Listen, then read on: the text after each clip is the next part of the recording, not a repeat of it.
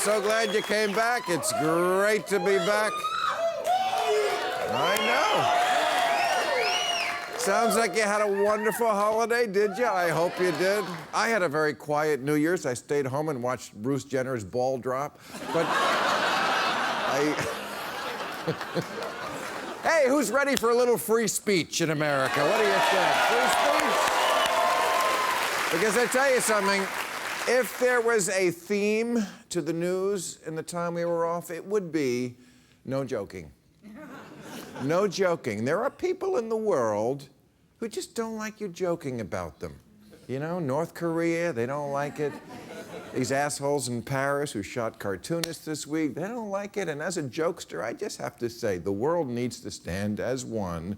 And to quote the immortal Dick Cheney, say, go fuck yourself. And let me tell you something. The incredibly courageous staff of this French magazine, Charlie Hebdo, I'm probably pronouncing that wrong, but we all know who they are. They said that loud and clear this week because they announced yesterday not only are they going to put out the next edition on time, but with 1 million extra copies. Yeah, I mean, my heroes. Compare that to Sony, who pulled the interview after one online threat. Congratulations, Sony. You put up less resistance than the French.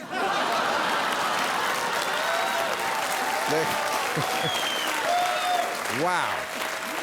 Oh, they're scaredy pants. They also shut down production on the next Guardians of the Galaxy movie because raccoons complained about their portrayal.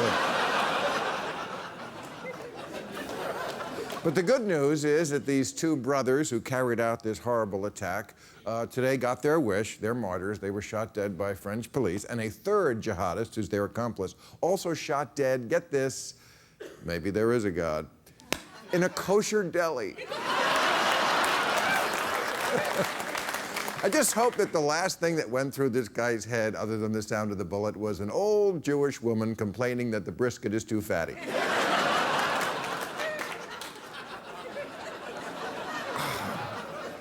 Now we are learning more about these brothers who carried out the attack. They are, as everyone suspected, Amish.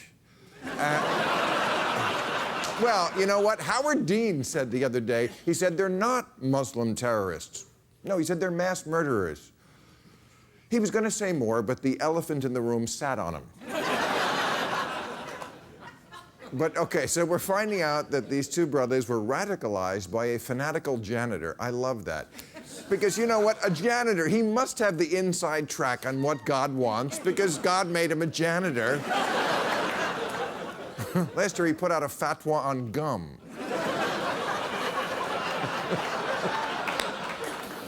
Also, much like the Tsarnaev brothers of the Boston bombing fame, they were potheads. They smoked weed, but obviously not enough. I tell you, far be it from me to make fun of religion. But only religion could ruin getting high and looking at cartoons. So...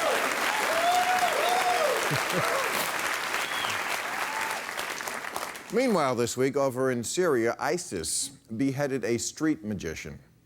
Finally, we're on the same page. I have to think Charlie Hebdo would like that joke.